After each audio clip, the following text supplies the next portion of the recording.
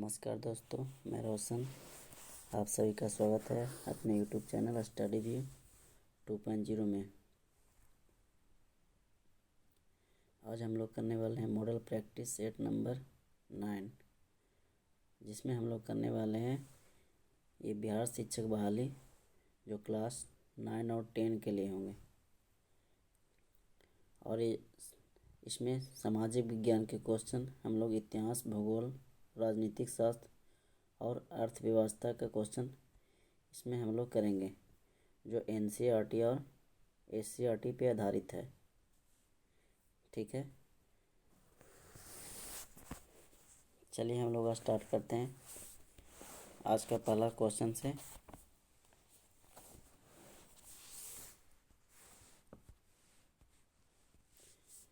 आज का पहला क्वेश्चन बोला जा रहा है कि घटनाओं का कालानुक्रमिक क्रम में निम्नलिखित को व्यवस्थित करें। इसका कोड देख लेते हैं हम लोग कोड की सहायता से। इसका कोड हो जाएंगे 4321, है ना, 4321। यानी बात करते हैं तो सबसे पहले क्या होगा, हिटलर द्वारा जर्मनी को राष्ट्र संघ से बाहर रखना। ठीक है, ये फर्स्ट नंबर में हो जाएंगे। उसके बाद सेकंड नंबर पोलैंड पर जर्मन, ये फर्स्ट हो जाएंगे। पोलैंड पर जर्मन आक्रमण सेकंड। उसके बाद 3, फिर 4, है ना, रूस पर जर्मन आक्रमण, पर्ल हार्बर पर अटैक। रूस पर जर्मन आक्रमण और पर्ल हार्बर पर अटैक, है ना। 1, 2, 3 और 4 हो जाएंगे। ठीक है, 1, 2, 3 और 4। हिटलर द्वारा जर्मनी राष्ट्र संघ को बाहर रखना, तो ये हो जाएंगे 1933 में। पोलैंड पर जर्मन आक्रमण, ये हो जाएगा 1939 में। रूस पर जर्मन, तो 1941 आक्रमण 1941 में। पर्ल हार्बर पर अटैक की बात करते हैं तो ये भी हो जाएंगे 1941।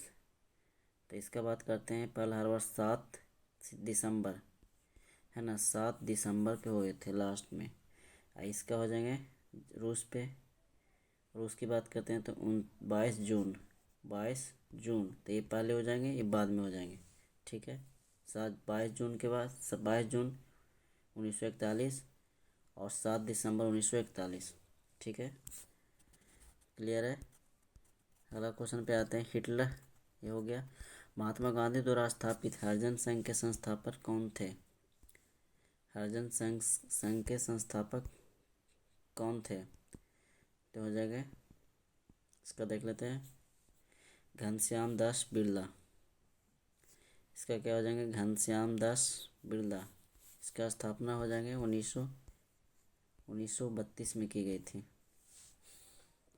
नेक्स्ट क्वेश्चन पे आते हैं। क्वेश्चन नंबर आते हैं 3 पे। डॉक्टर राजेंद्र प्रसाद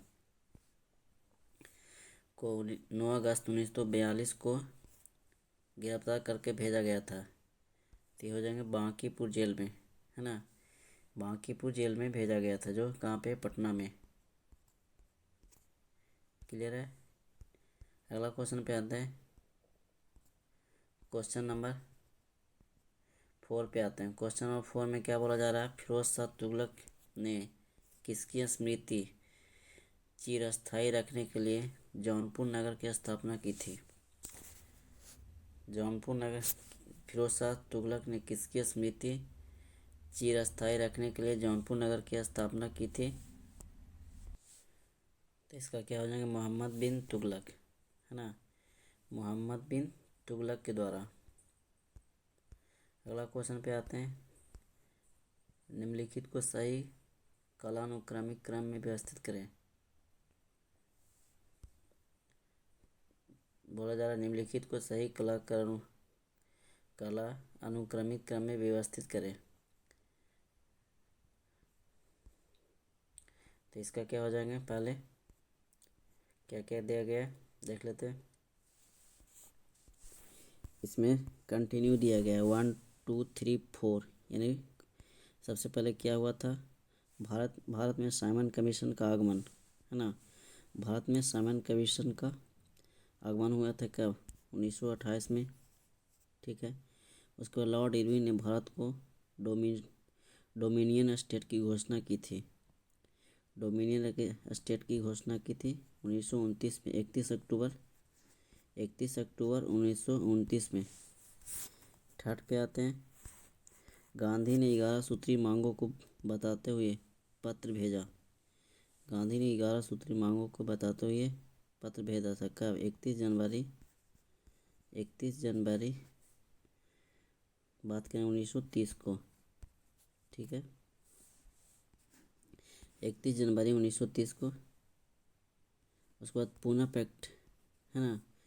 उसके बाद पूना पैक्ट की बात करते हैं तो 1932 में 1932 में की गई थी, ये संपन्न हुआ था 1932 में। क्या हुआ था, संपन्न। अगला क्वेश्चन पे आते हैं, क्वेश्चन नंबर 6 पे। थियोसॉफिकल सोसाइटी के किस साहसिक कार्य को जन साधारण की स्वीकृति एवं भरपूर समर्थन प्राप्त हुआ। थियोसॉफिकल सोसाइटी के किस साहसिक कार्य को जन साधारण की स्वीकृति एवं भरपूर समर्थन प्राप्त हुआ। इसका क्या हो जाएंगे, मानव में सार्वभौमिक बंधुत्व को बढ़ावा। मानव में सार्वभौमिक बंधुत्व को बढ़ावा। इसकी स्थापना की बात करते हैं थियोसॉफिकल सोसाइटी की, तो इसका कब हो जाएंगे, 1875 में, 1875 में, है ना। ये कहाँ पे की गई थी, रूस में की गई थी, मैडम HP ब्लावात्स्की के द्वारा। इसमें एक और थे, यानी अमेरिका के कर्नल अलकॉट, है ना। नेक्स्ट क्वेश्चन पे आते हैं, क्वेश्चन नंबर 7 पे। क्वेश्चन नंबर 7 में बोला जा रहा है कि महाराष्ट्र के एक समाज सुधारक जो लोकहितवादी के उपनाम से प्रसिद्ध थे, तो लोकहितवादी के उपनाम से प्रसिद्ध कौन थे, गोपाल हरि देशमुख। गोपाल हरि देशमुख को माना जाता है, ये महान समाज सुधारक और बौद्धिक चिंतक थे, ठीक है। अगला क्वेश्चन पे आते हैं, अशोक ने किस शिलालेख से युद्ध का और हिंसा के कारण जनित उसके अंतर्मन की व्यथा प्रकट होती है। बोला, अशोक के किस शिलालेख से उससे युद्ध का और हिंसा के कारण जनित उसके अंतर्मन की व्यथा प्रकट होती है। शिलालेख की बात करते हैं तो मानसेहरा और गिरनार के शिलालेख। दोनों शिलालेख की बात करते हैं तो वर्तमान में कहाँ पे स्थित है, ये उड़ीसा में स्थित है।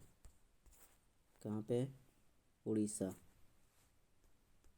अगला क्वेश्चन आते हैं, निम्नलिखित कथन अवध में बाबा रामचंद्र के जीवन का संदर्भ देता है, असत्य कथन चुनिए। निम्नलिखित कथन अवध में बाबा रामचंद्र के जीवन का संदर्भ देता है, असत्य कथन को चुनना है। तो इसका असत्य कथन क्या हो जाएंगे, तो देख लेते हैं। असत्य कथन हो जाएंगे, उन्होंने JL नेहरू के साथ अवध किसान सभा की अध्यक्षता की थी। उन्होंने JL नेहरू के साथ अवध किसान सभा की अध्यक्षता की थी। यह क्या हो जाएंगे, यह सत्य हो जाएंगे, ठीक है। बाकी सारे सत्य हैं। अवध में किसानों का नेतृत्व बाबा रामचंद्र ने किया, ये सत्य हो जाएंगे। बाबा रामचंद्र एक सन्यासी थे, ये भी सत्य है। उसके बाद उन्होंने गिरमिटिया मजदूर के रूप में काम किया, ये भी क्या हो जाएंगे, वो सत्य हो जाएंगे। नेक्स्ट क्वेश्चन पे आते हैं, क्वेश्चन नंबर 10 पे। बोला जा रहा है कि भारत में थियोसॉफिकल सोसाइटी को सफलता तथा लोकप्रियता किसके कारण प्राप्त हुई। भारत में थियोसॉफिकल सोसाइटी को सफलता तथा लोकप्रियता किसके कारण प्राप्त हुई? तो ये हो जाएंगे श्रीमती एनी बेसेंट, है ना। श्रीमती एनी बेसेंट के द्वारा 1888 ईस्वी में वो क्या बनी थी? सदस्य बनी थी। और 1893 में 1893 में एनी जी ने भारत आई और आलकट की मृत्यु के बाद 1907 ईस्वी में 1907 में एनी बेसेंट की थियोसॉफिकल सोसाइटी की अध्यक्षता ये अध्यक्ष बनी गई। ठीक है, सदस्य बनी थी वो कब? 1988 में। मध्याध्यक्ष हुआ था 1907 में बनी थी। अगला क्वेश्चन पे आते हैं, महात्मा गांधी ने केवल एक बार कांग्रेस के किस वार्षिक अधिवेशन की अध्यक्षता की थी? महात्मा गांधी ने केवल एक बार कांग्रेस के किस वार्षिक अधिवेशन में अध्यक्षता की थी? तो इसका क्या हो जाएंगे? बेलगाम अधिवेशन, है ना, 1925 के बेलगाम अधिवेशन जो 1925 के थे। और ये थे 1939 में अधिवेशन थे, है ना, 39वें अधिवेशन थे। बेलगाम की बात करते तो एक कर्नाटक में पड़ते हैं। अगला क्वेश्चन आते हैं 12 पे। भारतीय जनता से किसने कहा था कि तुम वीर बनो, साहसी बनो, हिम्मत करो, इस बात पर गर्व करो कि तुम एक भारतीय हो, प्रत्येक भारतीय मेरा भाई है ना। क्या बोला जा रहा है कि भारतीय जनता से किसने कहा था कि तुम वीर बनो, साहसी बनो, हिम्मत करो, इस बात पर गर्व करो कि तुम एक भारतीय हो, प्रत्येक भारतीय मेरा क्या है? प्रत्येक भारतीय मेरा भाई है। किसने कहा था? तो इसको देख लेते हैं। विवेकानंद के द्वारा, है ना। किन के द्वारा? विवेकानंद के द्वारा कही गई थी। नेक्स्ट क्वेश्चन आते हैं 13 पे।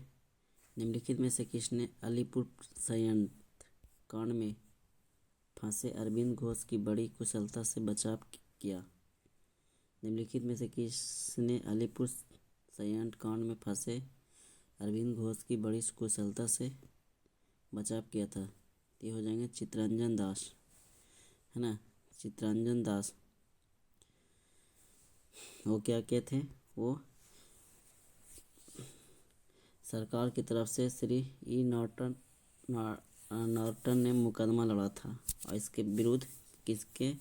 चित्तरंजन दास ने अरविंद घोष के साथ क्या करे थे? मुकदमा लड़े थे। नेक्स्ट क्वेश्चन आते हैं क्वेश्चन नंबर 14 पे। किसने हाथ से बुने हुए खादी के वस्त्र पहनकर शाही दरबार 1877 में भाग लिया था? किसने हाथ से बुने हुए खादी के वस्त्र पहनकर, है ना, शाही दरबार 1877 में भाग लिया था? तो इसका क्या हो जाएंगे?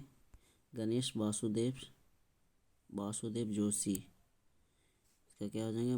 गणेश वासुदेव जोशी। 1877 में दिल्ली दरबार का आयोजन किया गया जिसे शाही दरबार कहा गया। दरबार में हाथ से बने खादी वस्त्र धारण कर गणेश वासुदेव जोशी ने पुनः सार्वजनिक सभा का एक दृष्टांत पढ़ा था। अगला क्वेश्चन आते हैं क्वेश्चन नंबर 15 पे। यह किसने कहा था कि राजनीतिक स्वतंत्रता राष्ट्र की प्राणवायु है? यह किसने कहा था कि राजनीतिक स्वतंत्रता राष्ट्र की प्राणवायु है? ये हो जाएंगे अरविंद घोष के द्वारा, है ना, अरविंद घोष के द्वारा। अगला क्वेश्चन आते हैं क्वेश्चन नंबर 16 पे।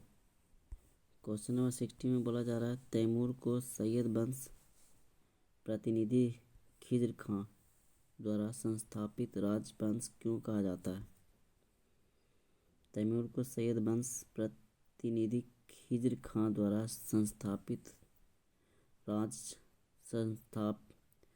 राजवंश क्यों कहा जाता है? तो इसका हो जाएगा खिज्र खां पैगंबर का वंशज था। खिज्र खां जो था वो पैगंबर का वंशज था। सैयद वंश के संस्थापक की बात करें तो ये कौन थे? ये खिज्र खां ही थे, जो मंगोल आक्रमणकारी तैमूर को सहयोग प्रदान किया था। उसकी सेवाओं में बदले तैमूर ने उसे लाहौर, मुल्तान एवं दीपालपुर की सूबेदारी सौंपी। और जो खिज्र था थे रैयत-ए-आला की उपाधि धारण की थी। रैयत-ए-आला है ना, रैयत-ए-आला की क्या किया था? ये उपाधि धारण कर लिया था। अगला क्वेश्चन पे आता है, क्वेश्चन नंबर 70 पे। सल्तनत कालीन केंद्रीय शासन व्यवस्था में सर्वोच्च एवं असाधारण पदासीन अधिकारी कौन था? सल्तनत कालीन केंद्रीय शासन व्यवस्था में सर्वोच्च एवं असाधारण पदासीन अधिकारी कौन था? तो इसका हो जाएंगे नायब-ए-मुल्क को क्या बोलते हैं? नायब-ए-मुल्क के नाम से जानते हैं। अगला क्वेश्चन पे आता है, क्वेश्चन नंबर 18 पे। वेदों की ओर वापस चलो का आदर्श वाक्य किसने दिया था? वेदों की ओर वापस चलो का आदर्श वाक्य किसने दिया था? तो हो जाएंगे दयानंद सरस्वती, है ना, दयानंद सरस्वती के द्वारा। अगला क्वेश्चन पे आते हैं, उत्तर वैदिक काल में आर्यों के भारतीय भूगोल के किस वंश की जानकारी नहीं थी? उत्तर वैदिक काल में आर्यों की भारतीय भूगोल के किस अंश की जानकारी नहीं थी? तो इसका क्या हो जाएंगे, देख लेते हैं। कृष्णा नदी घाटी तक दक्षिणी भारत की, कृष्णा नदी घाटी तक दक्षिणी भारत की जो उत्तर वैदिक काल का सभ्यता का केंद्र पंजाब से बढ़ाकर कुरुक्षेत्र और गंगा यमुना दोआब का उत्तरी भाग में आ गया। अगला क्वेश्चन पे आते, बिहार कांग्रेस सोशलिस्ट पार्टी का गठन हुआ था। बिहार कांग्रेस सोशलिस्ट पार्टी का गठन कब हुआ था? तो हो जाएंगे 1934 में। 1934 में रामकृष्ण बेनीपुरी और जयप्रकाश नारायण ने 1934 में पटना में एक बैठक बुलाई जिसने बिहार कांग्रेस सोशलिस्ट पार्टी की स्थापना की। क्या क्या? रामकृष्ण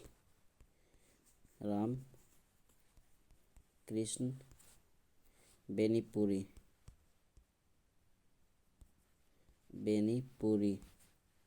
रामकृष्ण बेनीपुरी और जयप्रकाश नारायण ने कब? 17 मई 1934 को इसकी स्थापना की थी। अगला क्वेश्चन पे आते हैं, बहमनी साम्राज्य और विजयनगर साम्राज्य के मध्य शत्रुता से संबंधित कौन सा विवादग्रस्त क्षेत्र था?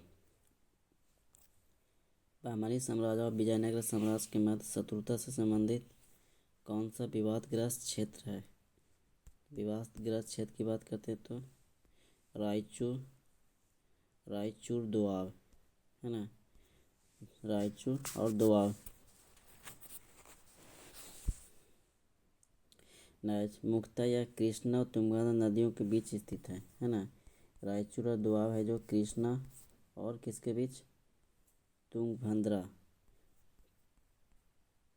तुंगभद्रा नदी के नज़दीक है।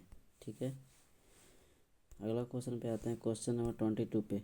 अकबर कालीन किन भवनों की स्थापत्य योजना को बौद्ध स्थापत्य से प्रेरणा मिली थी? अकबर कालीन किस भवन या भवनों की स्थापत्य योजना को बौद्ध स्थापत्य से प्रेरणा मिली थी? ये हो जाएंगे उपयुक्त दोनों, यानी फतेहपुर सीकरी का पंचमहल और सिकंदरा में अकबर का मकबरा। फतेहपुर सीकरी का पंचमहल और सिकंदरा में अकबर का मकबरा, दोनों से। अगला क्वेश्चन पे आते हैं 23 पे। बुद्ध के प्रवचनों का संकलन प्रसिद्ध धम्मपद निम्नलिखित में से किस ग्रंथ का अंग है? बुद्ध के प्रवचनों का संकलन प्रसिद्ध धम्मपद निम्नलिखित में से किस ग्रंथ का अंग माना जाता है? तो ये हो जाएंगे दीर्घ निकाय में। इसका क्या हो जाएंगे? दीर्घ निकाय से।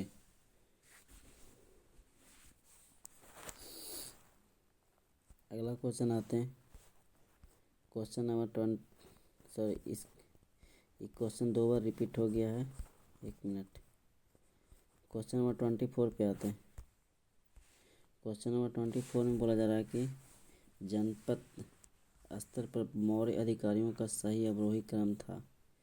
जनपद स्तर पर मौर्य अधिकारियों का सही अवरोही क्रम पूछा गया है, माने बढ़ते से घटते क्रम में। ठीक है,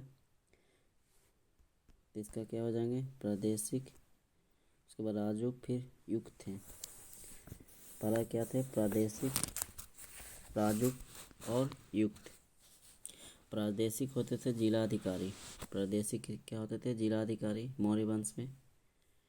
राजूक होता था ग्रामीण जनपदों की देखभाल के लिए एक नियुक्ति होती थी। राजूक होते थे ग्रामीण जनपदों की देखभाल के लिए।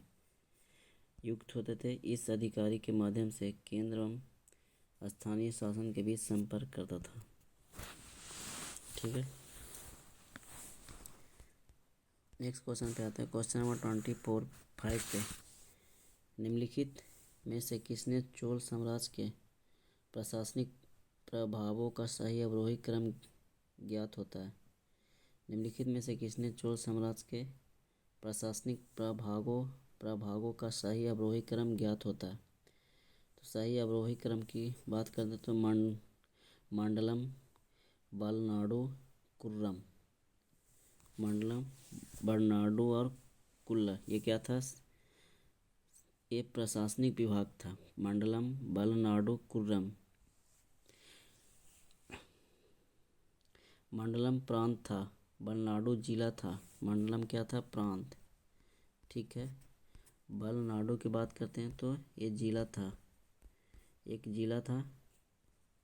उसके बाद कुर्रम की बात करते हैं तो कुर्रम में क्या था? ग्राम था, या ग्राम का समूह बोल सकते हैं, है ना, या ग्राम का समूह बोल सकते हैं। नेक्स्ट क्वेश्चन पे आते हैं 26 पे। यहाँ से भूगोल के क्वेश्चन देखने को मिलेंगे। ठीक है, क्वेश्चन नंबर 26 पे उत्तरी भारत में शीतकालीन वर्षा किन कारणों से होती है? उत्तरी भारत में शीतकालीन जो वर्षा होती है वो किन कारण से होती है? तो इसका क्या हो जाएंगे? पश्चिम से आने वाला चक्रवात, पश्चिम से आने वाला चक्रवात से। नेक्स्ट क्वेश्चन पे आते हैं, क्वेश्चन नंबर 27 पे। क्वेश्चन नंबर 27 में बोला जा रहा है कि मानव भूगोल में कौन सी विचारधारा वर्तमान में प्रचलित है? मानव भूगोल में कौन सी विचारधारा है जो क्या है? प्रचलित है। तो इसको हो जाएंगे प्रसंभवाद, है ना, प्रसंभववाद हो जाएंगे। इसको देख लेते हैं। नव निश्चयवादी की अवधारणा एक मिनट, क्या है? ग्रिफिथ, है ना,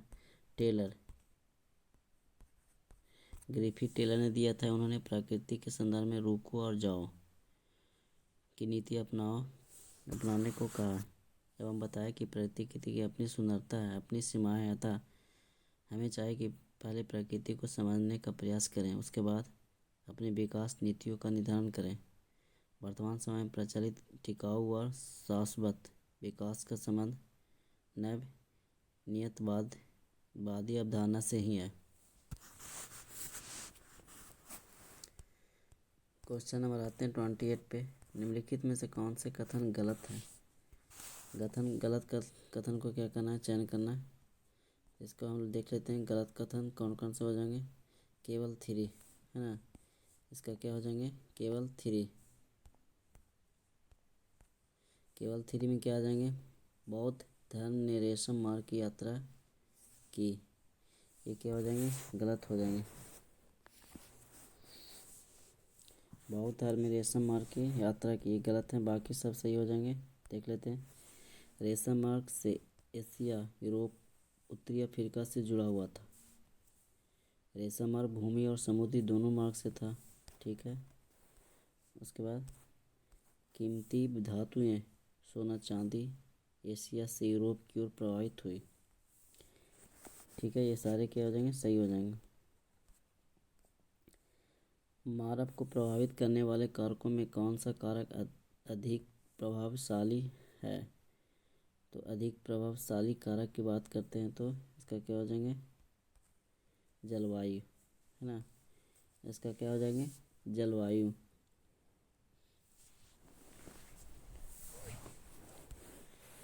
अगला क्वेश्चन पे आते हैं, क्वेश्चन नंबर 30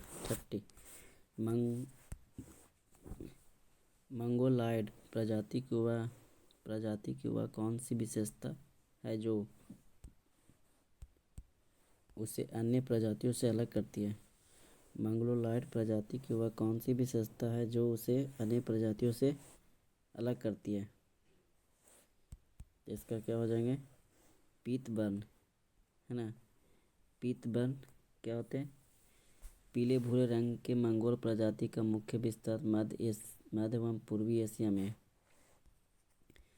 मध्य में और पूर्वी एशिया में है। ठीक है, पूर्वी एशिया में है। इनकी विशेष लक्षण उनकी तिरछी आंखें जो भारी पलकों के कारण मुड़ी हुई दिखती है। इनके बाल काले, खड़े एवं अल्प होते हैं। मंगोल कहते हैं मंगोलायड प्रजाति। क्वेश्चन नंबर 31 पे आते हैं। निम्नलिखित में से किसको कृषि क्षेत्र में हरित क्रांति का जन्मदाता मानते हैं? तो नॉर्मन बोरलॉग को। इस किनको मानते हैं, नॉर्मन बोरलॉग को। कब, 1966 से 1967 में। 1966 से 1967 में हरित क्रांति क्या किए थे, ये शुरुआत किए थे। ये कहाँ के रहने वाले थे, यूएसए के। नॉर्मन बोरलॉग कहाँ के थे, यूएसए। क्वेश्चन नंबर आते हैं 32 पे। निम्नलिखित में से कौन सा युग सुमेलित नहीं है ना। तो एक तरफ ग्रह है, एक तरफ सूर्य से दूरी है। एक तरफ ग्रह दिया गया है, एक तरफ सूर्य से दूरी की दिया गया है। तो देख लेते हैं। पृथ्वी, है ना, पृथ्वी की दूरी सूर्य से कितना है, बोला सुमेलित नहीं है। तो यही है जो सुमेलित, क्या बोला जा रहा था, सुमेलित नहीं है ना। तो पृथ्वी का है जो ये सुमेलित नहीं है, बाकी सब सुमेलित है। मंगल का है 22.79 करोड़ किलोमीटर, ये ठीक है। बृहस्पति का 77.85 करोड़ किलोमीटर, ये भी सही है। शनि की बात करें 143.3 करोड़ किलोमीटर, ये भी सही है। अगर पृथ्वी की बात करते हैं तो कितना है, 14.98 किलोमीटर। सूर्य से दूरी है कितना, 14.98 किलोमीटर, लगभग 15 किलोमीटर, करोड़ किलोमीटर, है ना। 21 में दिया गया, करोड़ में 15, अप्रोक्स वैल्यू लगभग में बात करें तो 15 करोड़ किलोमीटर। ठीक है। नेक्स्ट क्वेश्चन पे आते हैं, क्वेश्चन नंबर 33 पे। बोला जा रहा है कि राष्ट्रीय जनसंख्या नीति 2000 की निम्नलिखित में से कौन सी विशेषताएं हैं, कौन सी विशेषताएं पूछा जा रहा है ना। तो इसमें देख लेते हैं।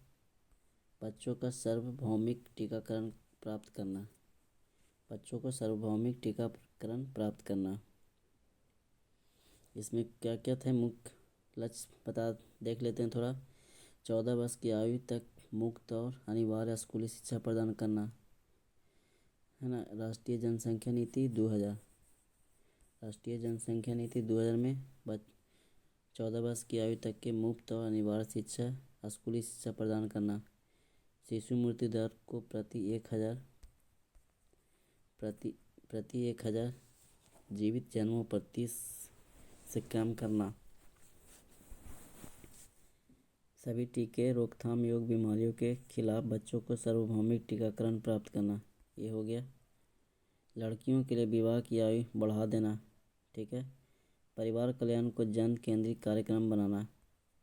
उसके बाद है क्या था, किशोरियों को अवांछित गर्भधारण से बचाना। अगला क्वेश्चन पे आते हैं।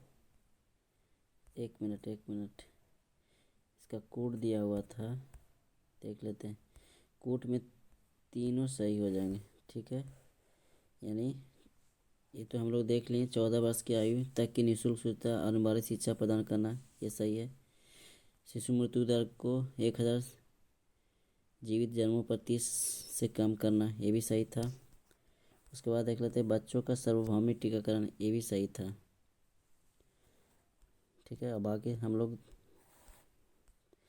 इसके बारे में जान लिए। नेक्स्ट क्वेश्चन पे आते हैं। जनजाति और जिले के निम्न जोड़ों में से कौन सा जोड़ा सही नहीं है। इसमें पूछा जा रहा है कि सही नहीं पूछा जा रहा है, तो इसका तो क्या हो जाएगा, मुंडा जो जमुई में है, ये सही नहीं है ना। मुंडा जमुई सही नहीं। संथाल बांका ठीक है, उरांव सुपौल में ठीक है। उसके बाद आ जाते हैं खरवार भागलपुर, ये भी ठीक है। बाकी ये सही नहीं है। क्या क्या,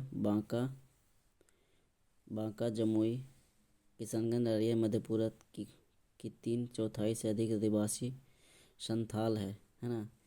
ये क्या क्या है वहाँ संथाल है। इसके बाद सहरसा में 72%, पूर्णिया में 65% है।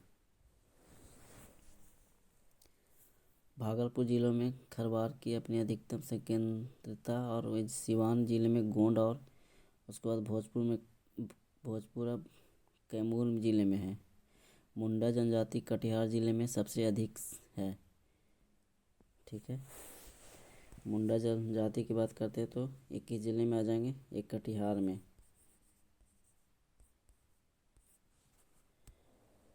क्वेश्चन नंबर आते हैं 35 पे। निम्नलिखित में से कौन सा युग्म सुमेलित नहीं है, इसको भी देखना है, सुमेलित नहीं है। तो इसका क्या हो जाएंगे, देख लेते हैं। टोंगा दक्षिणी अटलांटिक महासागर, ये क्या है, सुमेलित नहीं है। टोंगा है जो दक्षिणी अटलांटिक महासागर, ये सही नहीं है। कहाँ पे हो जाएंगे,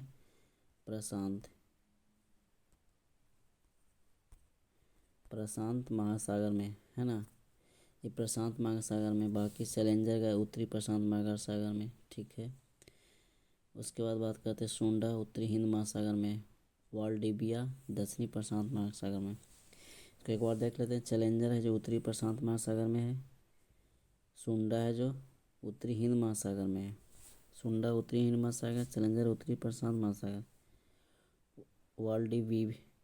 वाल्डिविया है जो दक्षिणी प्रशांत महासागर में, दक्षिणी प्रशांत महासागर। नेक्स्ट क्वेश्चन पे आते हैं, क्वेश्चन नंबर 36 पे। सामान्य ताप पतन दर से बढ़ती ऊंचाई के साथ तापमान कम होने की दर है। तो इसका हो जाएगा 6.5 डिग्री सेल्सियस प्रति 1000 मीटर। सामान्य ताप पतन दर से बढ़ती ऊंचाई के साथ तापक्रम कम होने की दर कितना है, यानी 6.5 डिग्री सेल्सियस प्रति 1000 मीटर पे। यानी जैसे से 1 किलोमीटर ऊंचाई पे बढ़ेंगे उसे से एक कितना हो जाएगा, इसका तापमान क्या हो जाएंगे, कम जाएगा 6.5 डिग्री सेल्सियस। नेक्स्ट क्वेश्चन पे आते हैं, क्वेश्चन नंबर 37। भारत के उत्तर दक्षिण विस्तार तथा पूर्व पश्चिम विस्तार है। पहले बोला जा रहा है उत्तर से दक्षिण, है ना। क्या बोला जा रहा है, उत्तर से दक्षिण। उसके बाद क्या बोला जा रहा है कि पूरब से पश्चिम विस्तार, तो 32-14, है ना। उत्तर दक्षिण की लंबाई ज़्यादा है 32-14, पूरब से पश्चिम कम है 29-33। अगला क्वेश्चन पे आते हैं, क्वेश्चन नंबर 38। अंतर्राष्ट्रीय तिथि रेखा किन द्वीपों के नज़दीक से गुजरती है। पहले जान लेते हैं अंतर्राष्ट्रीय तिथि रेखा किसको बोलते हैं। 180 डिग्री देशांतर रेखा को हम लोग अंतर्राष्ट्रीय तिथि रेखा को जानते हैं। पूछा जा रहा है कि किस द्वीपों से होकर गुजरती है। तो द्वीप की बात करते हैं, ये फिजी द्वीप हो जाएंगे। क्या हो जाएंगे? ये फिजी द्वीपों से होकर क्या होती है, गुजरती है। और न्यूजीलैंड के विभिन्न भागों को एक साथ रखने के लिए यह रेखा दक्षिणी प्रशांत महासागर से पूर्वी दिशा की ओर मोड़ी गई है। नेक्स्ट क्वेश्चन आते हैं, गन्ना उगाने के लिए औसत जलवायु परिस्थितियाँ कितनी हैं? गन्ना उगाने के लिए औसत जलवायु परिस्थितियाँ की बात करते हैं तो 21 डिग्री सेल्सियस से 27 डिग्री सेल्सियस। और वर्षा की बात करते हैं तो 75 से 100 सेंटीमीटर होती है। तापमान कितनी चाहिए? 21 से 27। वर्षा 75 से 100 सेंटीमीटर।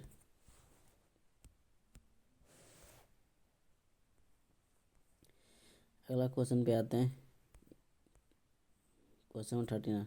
क्वेश्चन नंबर आते हैं 40। उष्णकटिबंधीय क्षेत्र के अंतर्गत पैदा किए जाने वाला चावल किस नाम से जाना जाता है?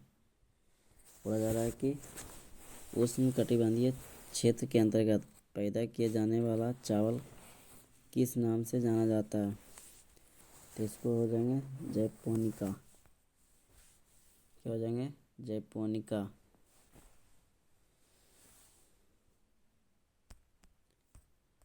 क्वेश्चन नंबर आते हैं 41 पे। भारत में गंगा यमुना के मैदानी भाग में पाए जाने वाले ग्रामीण अधिवास किस प्रतिरूप में होंगे? भारत में गंगा यमुना के मैदानी भाग में पाए जाने वाले ग्रामीण अधिवास किस प्रतिरूप के होंगे? तो इसका हो जाएंगे रेखीय, है ना। ये क्या हो जाएंगे? रेखीय प्रतिरूप। इस टाइप के क्वेश्चन पूछने को मिलते हैं हम लोग। अगला क्वेश्चन आ जाएंगे, किन चट्टानों में जीवाश्म पाए जाते हैं? किन चट्टानों में है जो जीवाश्म पाए जाते हैं? तो इसको हो जाएंगे अवसादी चट्टान। अवसादी चट्टान में जीवाश्म जिसमें पाए जाए, जैसे में कोयला, नमक, खनिज तेल आदि, ये सारे हैं जो किस में पाए जाएंगे? अवसादी चट्टान में ही पाए जाएंगे। नेक्स्ट क्वेश्चन पे आते हैं, पारिस्थितिकी मंडल व पर्यावरण है, पारिस्थितिकी मंडल व पर्यावरण है जिसमें वायु, जल, एक पृथ्वी सहित जीवधारी निवास करते हैं। जिसमें वायु, जल, एक पृथ्वी सहित जीवधारी निवास करते हैं तथा पर्यावरण के साथ प्रतिक्रिया करते हैं। यह कथन किसने दिया? पारिस्थितिकी मंडल व पर्यावरण है जिसमें वायु, जल, एक पृथ्वी सहित जीवधारी निवास करते हैं तथा पर्यावरण के साथ प्रतिक्रिया भी करते हैं। यह कथन किसने दिया? तो इसको देख लेते हैं, ये हो जाएगा दासमैन। क्या हो जाएंगे? दासमैन के द्वारा। अगला क्वेश्चन पे आते हैं 44 पे। बिहार के विविध भौगोलिक पक्षों के संबंध में निम्नलिखित कथनों पर मनन कीजिए। निम्नलिखित कथन दिया गया है, उस पर क्या करना है? मनन करना है। देख लेते हैं इसका क्या क्या, इसका कोड देख लेते हैं। 1, 3 और 4 है ना। क्या क्या हो जाएंगे इसका? 1, 3 और 4। जैसे में फर्स्ट में क्या है, बिहार में कुल सिंचित भूमि में लगभग 24% नहरों द्वारा सिंचित होती है। कितना प्रतिशत? लगभग 24%।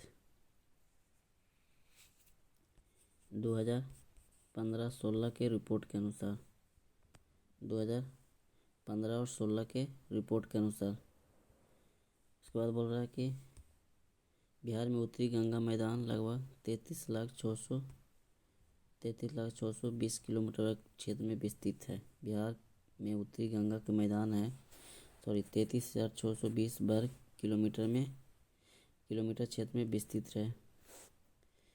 ये गलत हो जाएंगे, है ना। तो ये क्या हो जाएंगे? सही नहीं है। उसके बाद देख लेते हैं, किशनगंज और पश्चिमी चंपारण बिहार में सर्वोच्च वार्षिक वर्षा प्राप्त करते, ये सही है ना। ये क्या हो जाएंगे? सही हो जाएंगे। उसके बाद बिहार में राष्ट्रीय राजमार्गों की कुल लंबाई 4839 किलोमीटर। क्या हो जाएंगे? 4839 किलोमीटर 2017 के रिपोर्ट के अनुसार, है ना। राष्ट्रीय परिवहन मंत्रालय की 2017 की रिपोर्ट के अनुसार।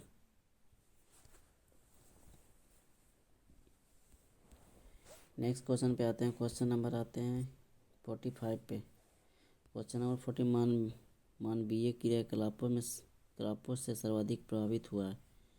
मानवीय क्रियाकलापों से सर्वाधिक प्रभावित हुआ है,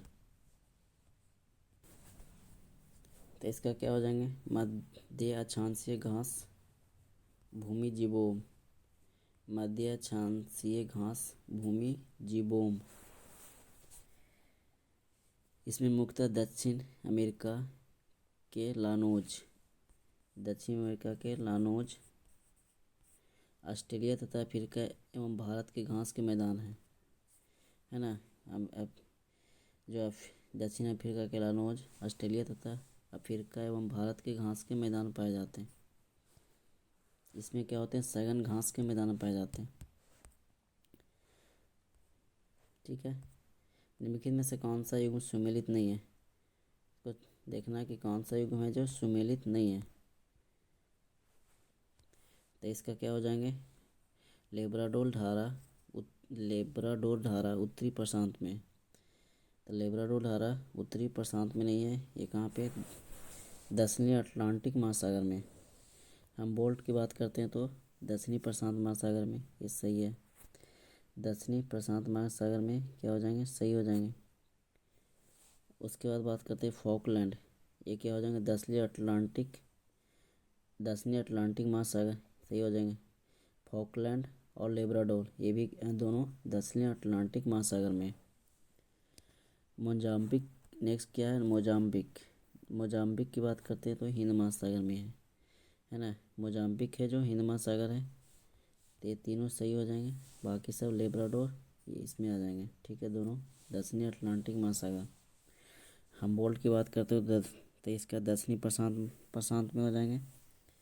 मोजाम्बिक की बात करते तो हिंद महासागर में। अगला क्वेश्चन आते हैं, निम्नलिखित में से कौन सा युग्म सुमेलित नहीं है? इसको भी देखना है, सुमेलित नहीं है।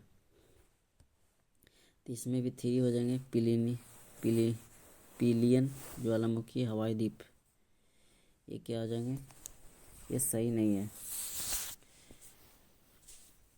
पिलियन ज्वालामुखी है जो क्राकाटोआ या प्रसुप्त ज्वालामुखी इसको बोल सकते हैं। पिलियन ज्वालामुखी क्या हो जाएंगे? क्राकाटोआ, प्रसुप्त ज्वालामुखी। स्ट्रम्बोली है ज्वालामुखी बात करें तो ये सिसली, ये सक्रिय ज्वालामुखी, एक्टिव है ना। स्ट्रम्बोली है जो सिसली में एक्टिव हो जाएंगे। बल्केनियम ज्वालामुखी लिपरी द्वीप में, बल्केनियम ज्वालामुखी जो हो जाएंगे लिपरी द्वीप, ये भी एक्टिव है ना। ये भी क्या है? एक्टिव है। ठीक है। उसके बाद बात करते हैं नेक्स्ट में विसुवियस ज्वालामुखी। विसुवियस ज्वालामुखी कहाँ पे? इटली में है ना। ये भी एक क्या है? प्रसुप्त है। ये एक्टिव नहीं है, सक्रिय नहीं, ये क्या है? प्रसुप्त है। विसुवियस है जो प्रसुप्त ज्वालामुखी है। पिलियन भी है जो प्रसुप्त ज्वालामुखी। ठीक है। अगला क्वेश्चन पे आते हैं। ये सही नहीं है, इसका क्या हो जाएगा आंसर? ये क्वेश्चन नंबर 48 पे आते हैं। अधिकतम तापमान किन रेखाओं पर अंकित किए जाते हैं? अधिकतम तापमान किन रेखाओं पर अंकित किए जाते हैं? तो अधिकतम तापमान की बात करते हैं तो हो जाएंगे कर्क तथा मकर रेखा पर। कर्क तथा मकर रेखा पर। सागरों में अधिकतम लवणता पाई जाती है। बोला जा रहा है कि सागरों में अधिकतम लवणता पाई जाती है। तो 20 डिग्री सेल्सियस से 20 डिग्री से लेकर 40 डिग्री उत्तरी अक्षांश के मध्य। 20 डिग्री से 40 डिग्री उत्तरी अक्षांशों के मध्य। दक्षिणी गोलार्ध की बात करें तो 10 डिग्री से 30 डिग्री। दक्षिणी गोलार्ध में होते हैं 10 डिग्री से 30 डिग्री अक्षांशों के मध्य पाए जाते हैं दक्षिणी गोलार्ध में। और उत्तरी गोलार्ध में 20 से 40। उत्तरी गोलार्ध में 20 से 40, दक्षिणी में 10 से 30।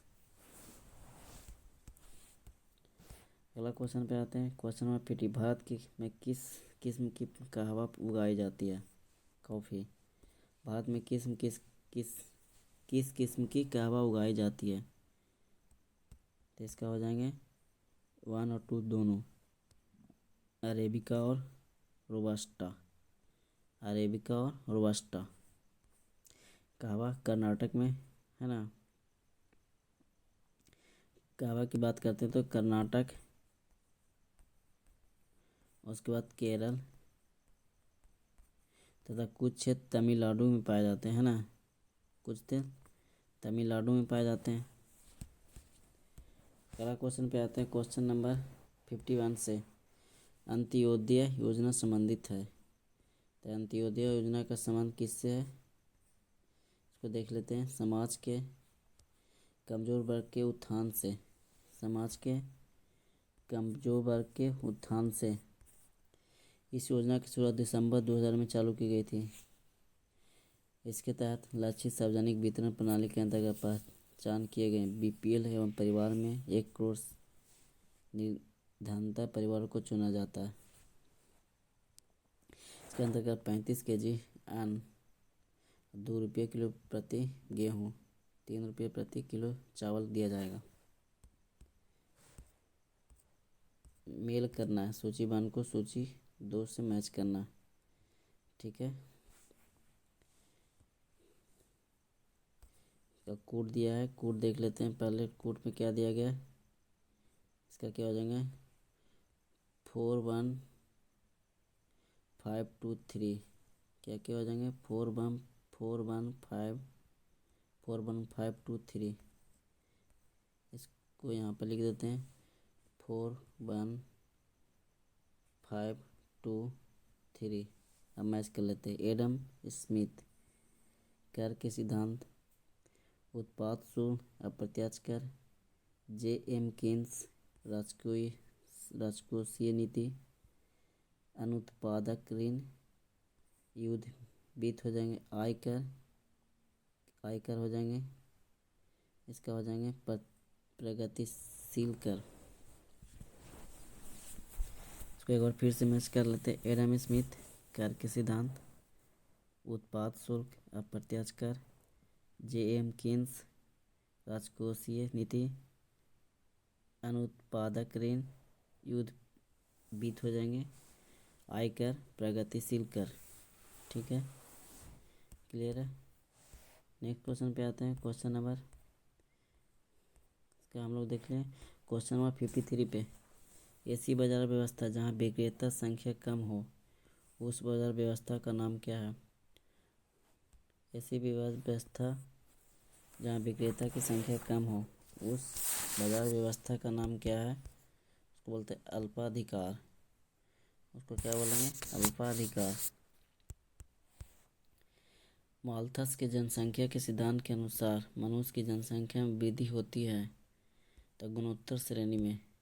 माल्थस के जनसंख्या सिद्धांत के अनुसार मनुष्य की जनसंख्या में वृद्धि होती है तो गुणोत्तर श्रेणी में। अगला क्वेश्चन पे आते हैं। परिमाणात्मक साक्ष्य नियंत्रण विधि को चुनें। परिमाणात्मक साक्ष्य नियंत्रण विधि को चुनें। इसका क्या हो जाएंगे? नगद जमा अनुपात। नगद जमा अनुपात ये क्या है? रिजर्व बैंक द्वारा साख नियंत्रण लाने का क्या उपाय है, जिसमें बैंक दर, खुले बाजार की क्रिया या परिवर्तनीय। नेक्स्ट क्वेश्चन आते हैं 56 पे। राष्ट्रीय आय की वृद्धि दर का मान है। राष्ट्रीय आय की वृद्धि दर का मान है निवेश अनुपात या पूंजी उत्पाद अनुपात। क्या हो जाएगा? निवेश अनुपात या पूंजी उत्पाद अनुपात। अगला क्वेश्चन है राष्ट्रीय आय का आंकड़ा निम्नलिखित में से इस विधि द्वारा नहीं होता। इस विधि द्वारा नहीं होते। क्या हो जाएगा? निर्यात और आयात विधि द्वारा नहीं होते। बाकी उत्पाद, आय और व्यय ये सारे विधि से होंगे, बट इसमें क्या हो जाएंगे? निर्यात और आयात विधि से नहीं कर सकते इसका आकलन। भारतीय राष्ट्रीय आय के अनुमान के लिए अर्थव्यवस्था को 6 क्षेत्र में विभाजित किया गया है। प्राथमिक क्षेत्र, द्वितीय क्षेत्र, परिवहन, संचार एवं व्यापार, वित्त एवं वास्तविक संपदा। चौथा में सामुदायिक एवं निजी क्षेत्र। छठा में विदेशी क्षेत्र। ठीक है। अगला क्वेश्चन पे आते हैं। भारत में खाद्यान्न समस्या का प्रमुख कारण है, तो हो जाएगा अनाज की कमी, अनाज की कम आपूर्ति। भारत में खाद्यान्न समस्या का प्रमुख कारण है अनाज की कम आपूर्ति।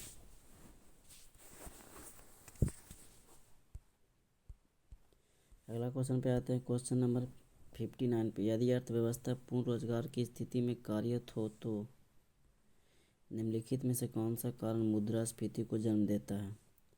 यदि अर्थव्यवस्था पूर्ण रोजगार की स्थिति में कार्यरत हो तो निम्नलिखित में से कौन सा मुद्रास्फीति को जन्म देता है। तो इसका क्या हो जाएगा, श्रम की उत्पादकता में वृद्धि। श्रम की उत्पादकता में वृद्धि। मांग की लोच दर्शाता है, बोला जा रहा है कि मांग की लोच दर्शाता है। तो इसका क्या होगा, मात्राओं में होने वाले परिवर्तन की दर। मात्राओं में होने वाले परिवर्तन की दर। अगला क्वेश्चन पे आता है। क्वेश्चन नंबर राजनीति शास्त्र से क्वेश्चन नंबर 61 पे, भारत में निर्वाचन आयोग का गठन संविधान के किस अनुच्छेद में किया गया। भारत में निर्वाचन आयोग का गठन संविधान के किस अनुच्छेद में किया गया। तो संविधान के भाग 15 में अनुच्छेद 19 से 24 से 29 तक है ना। अनुच्छेद की बात करते हैं तो इसका क्या हो जाएंगे 24। अनुच्छेद 24 से 29 भाग क्या हो जाएंगे, भाग 15 कब किया गया था, 25 जनवरी 1950। अगला क्वेश्चन पे आते हैं। 60, निम्नलिखित में से किसने वर्ष 1791 में फ्रांसीसी संविधान के मुख्य उद्देश्यों को इंगित किया। तो हो जाएंगे संवैधानिक राजशाही। तो क्या हो जाएंगे 1791 में फ्रांसीसी संविधान के मुख्य उद्देश्यों को इंगित किया, संवैधानिक राजशाही। नेक्स्ट क्वेश्चन आते हैं।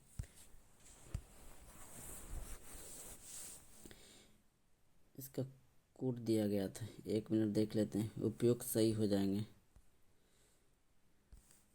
निम्नलिखित में से किसने वर्ष 1791 में फ्रांसीसी संविधान के मुख्य उद्देश्यों को इंगित किया। तो संवैधानिक राजशाही हो जाएंगे। उसके बाद हो जाएंगे 25 वर्ष से अधिक आयु के सभी पुरुषों को वोट देने का अधिकार, ये भी सही हो जाएंगे। उसके बाद मनुष्य और नागरिकों के अधिकारों की घोषणा, ये भी सही हो जाएंगे। केवल 25 साल के पुरुषों और करों का भुगतान करने वाले को वोट देने का ही इजाज़त थी। तो इसका क्या हो जाएंगे सभी। क्वेश्चन नंबर आते हैं 63 पे, संविधान सभा के अध्यक्ष कौन थे। तो संविधान सभा के अध्यक्ष डॉक्टर राजेंद्र प्रसाद थे, जो अस्थायी अध्यक्ष थे। ये क्या थे, एक अस्थायी अध्यक्ष थे, है ना। कब 11 दिसंबर 1946 को डॉक्टर राजेंद्र प्रसाद और संविधान सभा के अध्यक्ष और उपाध्यक्ष चुना गया। एक RH मुखर्जी थे, जो CH मुखर्जी थे, जो क्या थे HC मुखर्जी, है ना, क्या HC मुखर्जी जो थे उपाध्यक्ष, संविधान सभा के अध्यक्ष डॉक्टर राजेंद्र प्रसाद। 11 दिसंबर 1946 को संविधान में न्यायिक पुनर्विलोकन का सिद्धांत ग्रहण किया। न्यायिक पुनर्विलोकन का सिद्धांत की बात करते तो USA के संविधान से लिया गया है। क्वेश्चन नंबर 65 पर, निम्नलिखित में से अध्यक्षात्मक सरकार किस देश में है। निम्नलिखित में से अध्यक्षात्मक सरकार किस देश में है। तो हो जाएंगे संयुक्त राज्य अमेरिका में। संयुक्त राज्य अमेरिका या दक्षिणी अमेरिका भी बोल सकते हैं, दक्षिण अमेरिका। नेक्स्ट क्वेश्चन आते हैं। क्वेश्चन नंबर 66 पे, निम्नलिखित पर विचार करें और तय करें कि आप इन में से किस तत्व को लोकतंत्र कहेंगे। किस तंत्र को लोकतंत्र कहेंगे? तो इसका क्या होगा देख लेते हैं। 1 और 4 को, है ना, इसमें 1 और 4 को लोकतंत्र कहेंगे। 4 में क्या बोला जा रहा है कि सरकार लोगों के कल्याण के लिए काम करती है, इसको लोकतंत्र बोलते हैं। 1 में क्या बोला जा रहा है, चुनाव को नियमित रूप से आयोजित किया जाता है ना, ये भी हो जाएंगे लोकतंत्र। अगला क्वेश्चन पे आते हैं, क्वेश्चन नंबर 67 पे। निम्नलिखित में से संघीय शासन की क्या विशेषता है? निम्नलिखित में से संघीय शासन की क्या विशेषता है? इसका हो जाएंगे क्या, केंद्र तथा इकाई के बीच शक्तिकरण का विभाजन। केंद्र तथा इकाई के बीच शक्तिकरण का विभाजन। संघीय शासन की व्यवस्था की बात कर लेते हैं तो देख लेते हैं, दोहरी सरकार होना चाहिए। इसमें क्या होना चाहिए, दोहरी सरकार, लिखित संविधान होना चाहिए, संविधान की सर्वोच्चता होनी चाहिए, कठोर संविधान होना चाहिए, स्वतंत्र न्यायपालिका होनी चाहिए, द्विसदनीय विधायिका होनी चाहिए। ये सारी विशेषताएं हैं। क्या क्या है, दोहरी सरकार, लिखित संविधान, संविधान की सर्वोच्चता, कठोर संविधान, स्वतंत्र न्यायपालिका, द्विसदनीय विधायिका। ठीक है। अगला क्वेश्चन आते हैं 68 पे। बोला जा रहा है कि यूनेस्को ने राजनीतिक विज्ञान का क्षेत्र कब निर्धारित किया था? यूनेस्को ने राजनीतिक विज्ञान का क्षेत्र कब निर्धारित किया था? तो 1948 को। कब? 1948 को। सरकार राज्य का अभिव्यक्त रूप है, यह व्यक्ति के सामान्य उद्देश्य की पूर्ति करता है। यह कथन किसका है? ये कथन किसका है? तो हो जाएंगे गवर्नर का, है ना। ये कथन किसका है? गवर्नर का। सरकार राज्य का अभिव्यक्त रूप है, यह व्यक्ति के सामान्य उद्देश्यों की पूर्ति करता है। यह कथन गवर्नर का। अगला क्वेश्चन आते हैं, क्वेश्चन नंबर 70 पे। मनुष्य स्वतंत्र रूप से जन्म लेता है, किंतु पग पग पर जंजीरों से जकड़ा हुआ है। यह कथन किस विचारक का है? बोला जा रहा है मनुष्य स्वतंत्र रूप से जन्म लेता है, किंतु पग पर जंजीरों से जकड़ा हुआ है। यह कथन किस विचारक का है? तो रूसो का है। ये किसका है? ये रूसो का। 71 पे आते हैं। राज एक आवश्यक बुराई है, यह कथन है। राज एक आवश्यक बुराई है, यह कथन है। तो हो जाएंगे व्यक्तिवादियों का। नेक्स्ट क्वेश्चन आते हैं, साम्राज्यवाद पूंजी का अंतिम चरण है, यह कथन किसका है? साम्राज्यवाद पूंजी का अंतिम चरण है, यह कथन किसका है? तो ये हो जाएंगे हिटलर, सॉरी 1 मिनट, ये हो जाएंगे लेनिन का, है ना। ये किसका हो जाएंगे? लेनिन, जो मार्क्सवाद का समर्थन तथा रूस के मार्क्सवाद की स्थापना की थी लेनिन के द्वारा। नेक्स्ट क्वेश्चन आते हैं 73। भारत में कौन सी विधि राज्यसभा चुनाव में प्रयुक्त होती है? भारत में कौन सी विधि राज्यसभा चुनाव में प्रयुक्त होती है? तो हो जाएंगे अप्रत्यक्ष विधि। राज्यसभा की अधिकतम संख्या की बात करते हैं तो कितने हो जाएंगे? 250। अधिकतम हो जाएंगे 250। इनमें से 238 सदस्य राज्यों एवं संघ राज्यों क्षेत्र के प्रतिनिधि होंगे, है ना। इनके सदस्यों का चुनाव जनता द्वारा अप्रत्यक्ष विधि से होता है।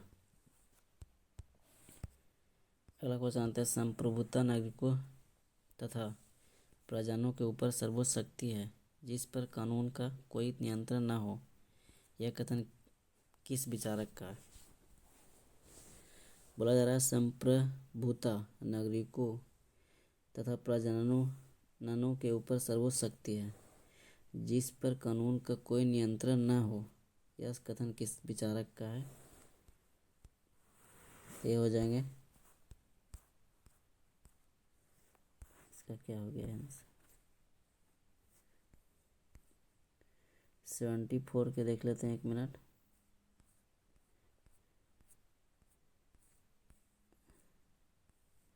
सेवेंटी फोर का क्या हो जाएंगे? इसका हो जाएगा बर्गेस, है ना। ये किसका है? बर्गेस का। ठीक है, अगला क्वेश्चन आते हैं क्वेश्चन नंबर 75 पे। इसमें क्या बोला जा रहा है कि नागरिकता प्राप्त करने का निम्नलिखित में से कौन सा साधन है। नागरिकता प्राप्त करने का निम्नलिखित में से कौन सा साधन पूछा जा रहा है। तो इसको देख लेते हैं कितने साधन हैं। जन्म के आधार पर, पहला तो जन्म के आधार पर कर सकते हैं, ठीक है। दूसरा वंश के परंपरा के आधार पर नागरिकता मिल सकती है, इसमें शिक्षा धन ये नहीं होगा। बाकी तीसरा हो जाएगा देशीकरण द्वारा भी हो सकते हैं, है ना। दूसरे राज्य, दूसरे देश का अगर कोई क्षेत्र है उसको अगर भारत में मिला लिया जाता है तो वो भी देशीकरण हो गया, तो वो भी उन लोग को भी नागरिकता प्राप्त हो जाएंगी। पंजीकरण के द्वारा भी होगी, भूमि विस्तार के द्वारा, ठीक है। क्या क्या है? जन्म के आधार पर, वंश परंपरागत के आधार पर, देशीकरण द्वारा, पंजीकरण द्वारा, भूमि विस्तार द्वारा। नेक्स्ट क्वेश्चन आते हैं 76 पे। राज साधन है, साध्य नहीं। यह सिद्धांत है, जो राज है जो साधन है, साध्य नहीं है। यह सिद्धांत है उदारवाद का। ये किसका है? उदारवाद का। 77 पे आते हैं। भारतीय संसद में नागरिकता अधिनियम पारित किया। भारतीय संसद में नागरिकता अधिनियम पारित किया गया था 1955 में। भाग नागरिकता कितने में? भाग 2 में। अनुच्छेद की बात करते हैं, अनुच्छेद कितने में हो जाएंगे? 5 से 11 तक। अनुच्छेद 5 से 11 जो 1955 में पारित की गई थी। भाग 2 अनुच्छेद 5 से 11 में।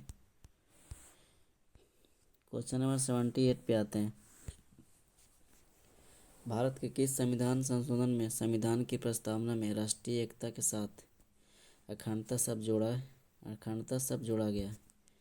42वें संविधान संशोधन 1976 में, 42वें संविधान संशोधन 1976 में जोड़ा गया था। प्रस्तावना में समाजवादी, पंथ निरपेक्ष तथा राष्ट्रीय एकता एवं अखंडता शब्द जोड़ा गया। राष्ट्रीय एकता के साथ अखंडता शब्द जोड़ा गया, पंथ निरपेक्ष भी, समाजवादी भी, ये सारे शब्द को जोड़े गए 42वें संविधान संशोधन द्वारा। क्वेश्चन नंबर 79 पे। भारत में कौन सी शासन प्रणाली है? तो भारत में कौन सी शासन प्रणाली की बात करें तो इनमें से कोई नहीं हो जाएंगे। किसका क्या हो जाएंगे? इनमें से कोई नहीं, है ना।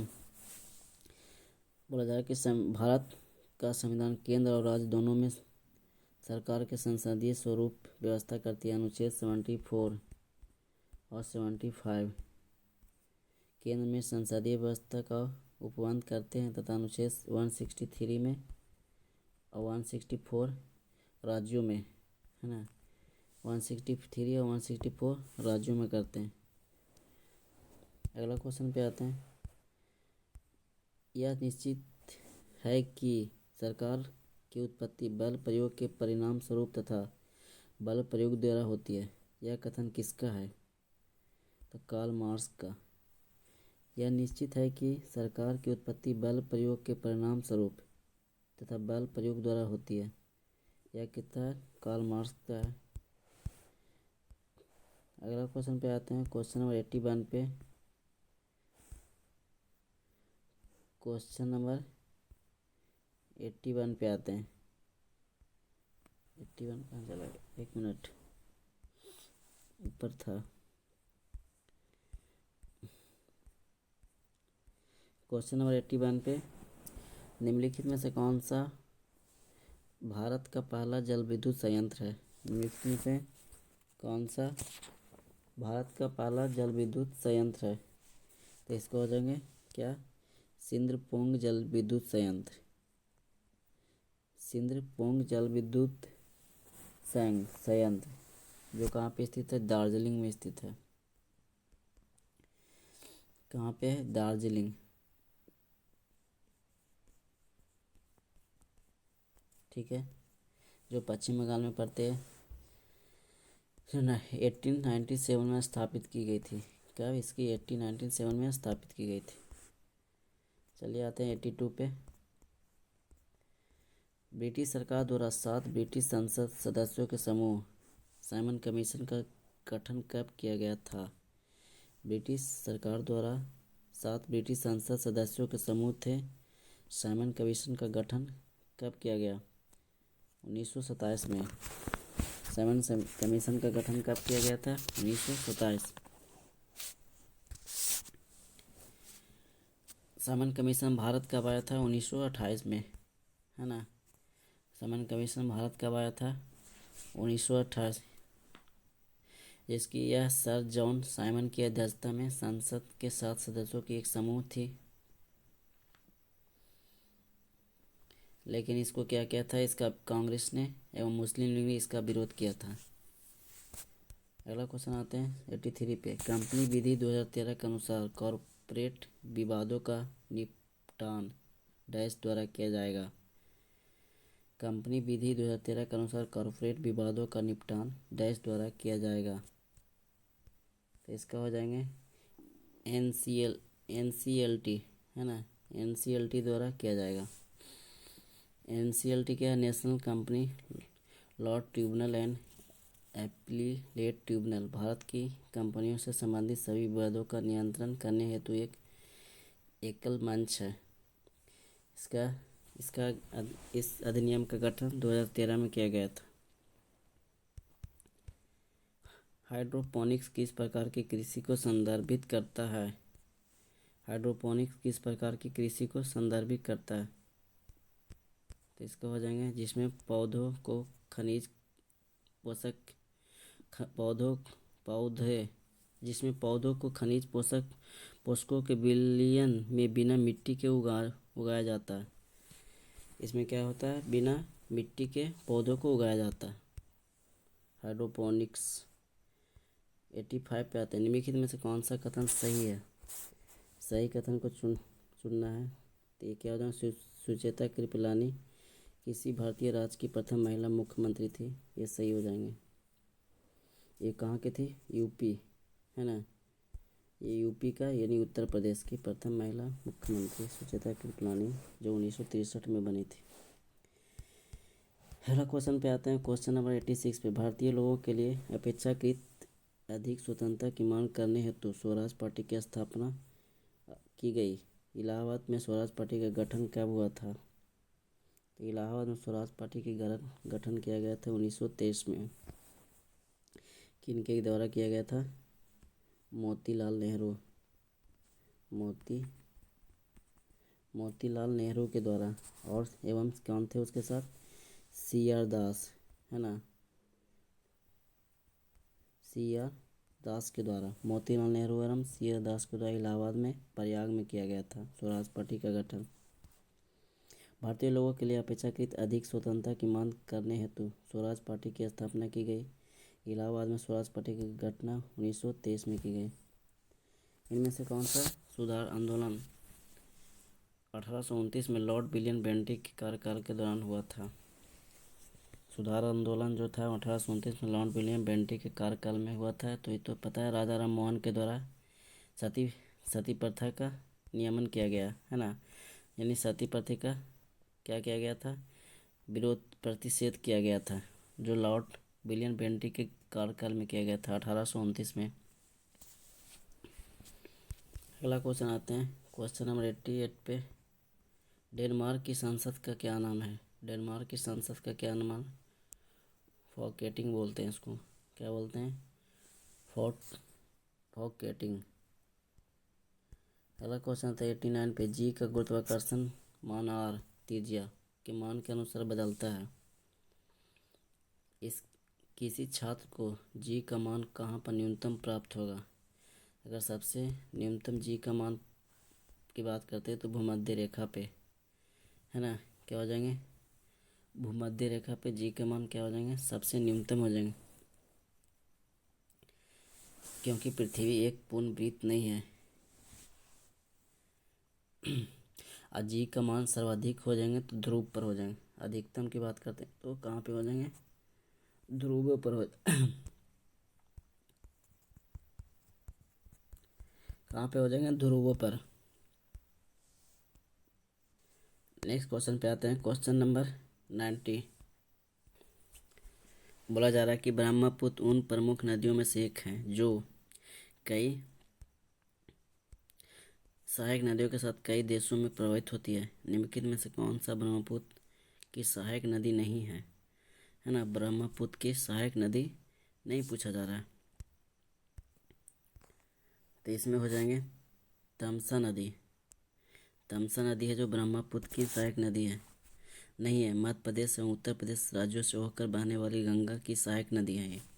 तमसा है जो गंगा की सहायक नदी है। बाकी दिबांग नदी है, सुबनसिरी नदी है, तीस्ता नदी है, ब्रह्मपुत्र की सहायक नदी है। उसके अलावा बात करते हैं, लोहित भी है, जियाभरली भी है, धनसिरी भी है, मानस भी है, तोरसा भी है, संकोश एवं तीस्ता भी है। ये सारे क्या है, ब्रह्मपुत्र की सहायक नदियां हैं। क्वेश्चन नंबर 91 पे यहाँ से मैथ के क्वेश्चन देखने को मिलेंगे, देख लेते हैं इसको। नेक्स्ट आगे क्या है, 96 देखिए। प्राचीन भारत में वीर नरसिंह किस राजवंश के संस्थापक थे। प्राचीन भारत में वीर नरसिंह किस राजवंश के संस्थापक थे। तो वीर नरसिंह की बात करते हैं तो ये तुलुभ क्या हो जाएंगे, तुलुभ राजवंश के संस्थापक थे।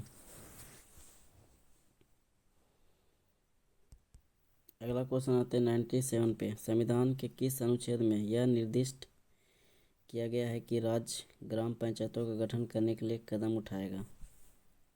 भारतीय संविधान के किस अनुच्छेद में यह निर्दिष्ट किया गया है कि राज्य ग्राम पंचायतों का गठन करने के लिए कदम उठाएगा। तो ये कितना हो जाएगा, अनुच्छेद 40 है ना, अनुच्छेद 40 के अंतर्गत।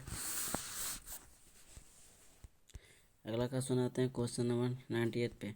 1887 में किस संवैधानिक संशोधन अधिनियम के तहत गोवा को विधानसभा युक्त पूर्ण राज्य बनाया गया और दमन और दीव को केंद्र शासित प्रदेश के रूप में गठन किया गया। बोला जा रहा है कि 1887 में किस संविधान संशोधन अधिनियम के तहत गोवा को विधानसभा युक्त पूर्ण राज्य बनाया गया था, दमन और दीव को केंद्र शासित प्रदेश बनाया गया। तो इसका क्या हो जाएंगे 56 यानी 56वां संशोधन अधिनियम 1987 में किया गया था। ये उस कितना राज बना था उस समय, कितना राज बना था, ये 25वां राज बना था, है ना। भारत का 25वां राज बना था गोवा। अगला क्वेश्चन आता है 99 पे। 1928 में सरदार वल्लभ भाई पटेल ने ब्रिटिश सरकार के भू राजस्व बढ़ाने के निर्णय के विरुद्ध में हुए किसान आंदोलन का नेतृत्व किया था। तो हो जाएगा बारडोली। सरदार वल्लभ भाई पटेल ने 1928 में सरदार वल्लभ भाई पटेल ने ब्रिटिश सरकार के भू राजस्व बढ़ाने के निर्णय के विरोध किया। डैश हुए किसान आंदोलन का नेतृत्व कहाँ किया था, बारडोली में, है ना। कहाँ पे, ये बारडोली में की गई थी।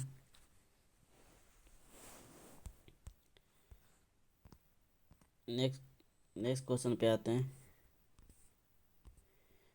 क्वेश्चन नंबर 100 पे बोला जा रहा है कि प्रकाश संश्लेषण, यहाँ से साइंस के क्वेश्चन है, देखने को मिलेगा। प्रकाश की उपस्थिति में होता है किस रंग के प्रकाश की रेंज प्रकाश संश्लेषण की दर सबसे कम प्रभावित होती है। बोला जा रहा है प्रकाश संश्लेषण प्रकाश की उपस्थिति में होता है, किस रंग के प्रकाश की रेंज प्रकाश संश्लेषण की दर को सबसे कम प्रभावित करता है। तो ये हो जाएंगे हरा रंग। क्या हो जाएंगे, हरे रंग। अगला क्वेश्चन पे आते हैं 101 पे। निम्नलिखित में से कौन सा मेक इन इंडिया कार्यक्रम के 4 स्तंभों में से एक नहीं है। निम्नलिखित में से कौन सा मेक इन इंडिया कार्यक्रम के 4 स्तंभों में से एक नहीं है।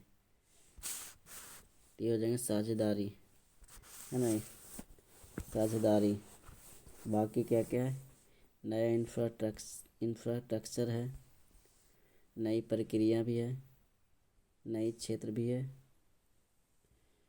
नई बुनियादी ढांचा भी होना चाहिए इसमें, और नई मानसिकता, है ना। ये जो हो गया इंफ्रास्ट्रक्चर। और नई मानसिकता।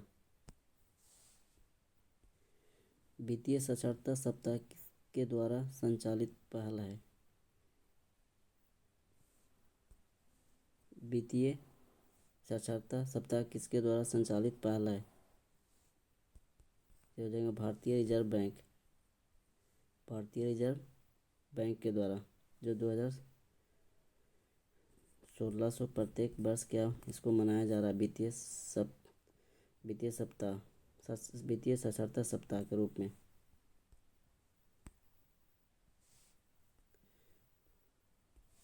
क्वेश्चन नंबर 103, भारत का कौन सा जैव संरक्षित क्षेत्र bio reserve world network of biosphere reserve में शामिल नहीं है? भारत का कौन सा जैव संरक्षित क्षेत्र बायो रिजर्व जिसको बोलते हैं world network of biosphere reserve में शामिल नहीं है? तो शामिल नहीं की बात करते तो मानस, है ना। कितने हैं इसमें? 18 बायो रिजर्व शामिल किया गया है। मानस बायो रिजर्व इसकी सूची में शामिल नहीं की गई है। नेक्स्ट क्वेश्चन आते हैं 100 पेमेंट बैंकों के संबंध में इनमें से कौन सा कथन गलत है? पेमेंट बैंकों के संबंध में इनमें से कौन सा कथन गलत पूछा जा रहा है? तो ये हो जाएंगे वे क्रेडिट कार्ड जारी कर सकते हैं, ये गलत है। वे ऋण प्रदान नहीं कर सकते हैं, ये सही है। वे डेबिट कार्ड जारी कर सकते हैं, ठीक है। वे मांग आधारित जमा स्वीकृति कर सकते हैं, ठीक है। ये तीनों ठीक है। बाकी वे क्रेडिट कार्ड जारी कर सकते हैं, ये गलत है। Payment bank. नेक्स्ट क्वेश्चन आता है किस पादप हार्मोन की सांद्रता पौधे के शीर्ष पर सबसे अधिक होती है और जड़ों के नज़दीक पहुंचने पर घट जाती है? किस पादप हार्मोन की सांद्रता पौधे पर सबसे अधिक होती है और जड़ों के नज़दीक पहुंचने पर घट जाती है? तो इसका बात करते हैं ऑक्सिन, है ना। क्या हो जाएंगे इसका? ऑक्सिन। एक तरह का पादप हार्मोन है।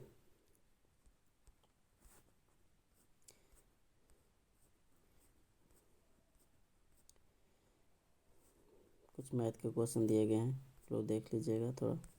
बोला जा बैंकिंग क्षेत्र में SLR का पूर्ण रूप क्या है? बैंकिंग क्षेत्र में SLR का पूर्ण रूप क्या है? तो इसका पूर्ण रूप की बात करते हैं तो क्या हो जाएंगे?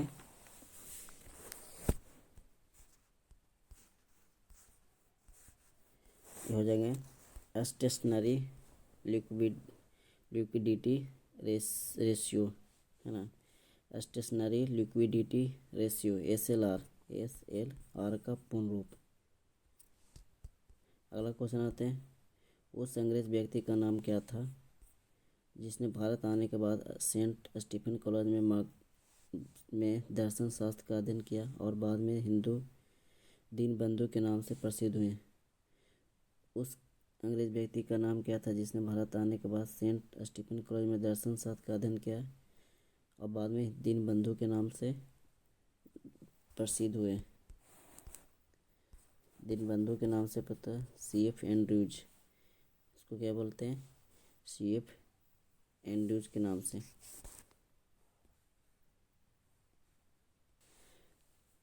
क्वेश्चन नंबर 113 संक्षारण एवं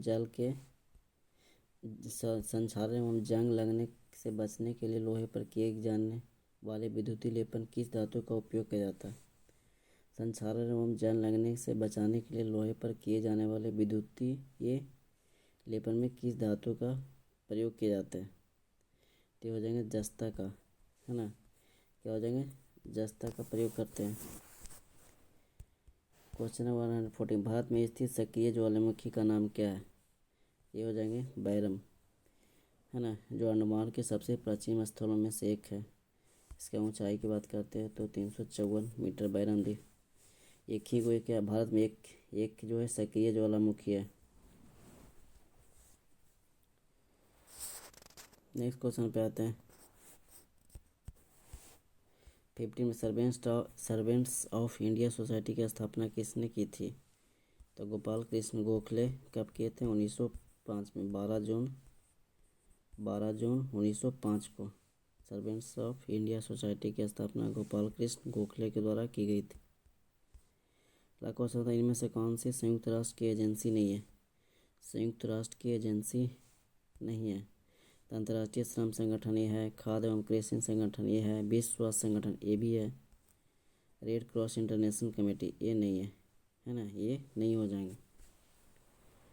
क्वेश्चन नंबर 170 पे आते हैं, भारतीय संविधान में शामिल नीति निर्देशक तत्वों की अवधारणा किस देश से ली गई है? तो ये हो जाएंगे आयरलैंड के संविधान से। नीति निर्देश तत्व है जो आयरलैंड के संविधान से ली गई, तो अनुच्छेद 45 में है ना, अनुच्छेद है जो 45 में की गई है। क्वेश्चन नंबर 110, निम्नलिखित में से किसकी खोज सर स्टैमफोर्ड राइफल्स द्वारा की गई? तो आ जाएंगे कुआलालंपुर। निम्नलिखित में से किसकी खोज सर स्टैमफोर्ड राइफल के द्वारा की गई? कुआलालंपुर में है ना, कुआलालंपुर। अगला क्वेश्चन पे आते हैं, क्वेश्चन नंबर 190, भारत में किस तिथि को राष्ट्रीय मतदाता दिवस के रूप में मनाते हैं? तो ये सभी को लगभग पता है, 25 जनवरी को राष्ट्रीय मतदाता दिवस के रूप में मनाते हैं। चलिए आज का लास्ट क्वेश्चन है, बोला जा रहा है कि स्वतंत्र भारत की संविधान का सभा के प्रथम अध्यक्ष कौन थे? स्वतंत्र भारत की संविधान सभा के प्रथम अध्यक्ष पूछा जा रहा है, तो डॉक्टर राजेंद्र प्रसाद है ना, ये क्या हो जाएंगे? डॉक्टर राजेंद्र प्रसाद। इसके गठन की बात करते हैं तो 1946 में हुई थी। संविधान सभा की पहली बैठक 9 दिसंबर 1946 को है ना, 9 दिसंबर 1946 को हुई थी। ठीक है, इसका अंतिम सत्र हुआ था 24 जनवरी 1950 के। ठीक है, सभी को यहाँ तक क्लियर हो गए होंगे। वीडियो आप लोगों को वीडियो कैसा लगा?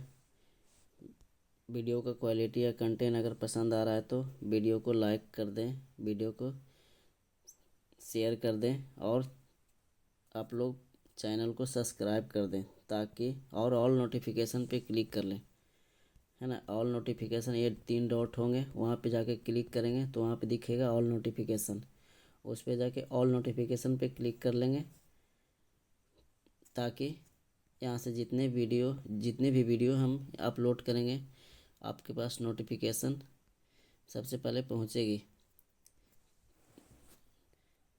ठीक है, क्लियर है? सभी को धन्यवाद।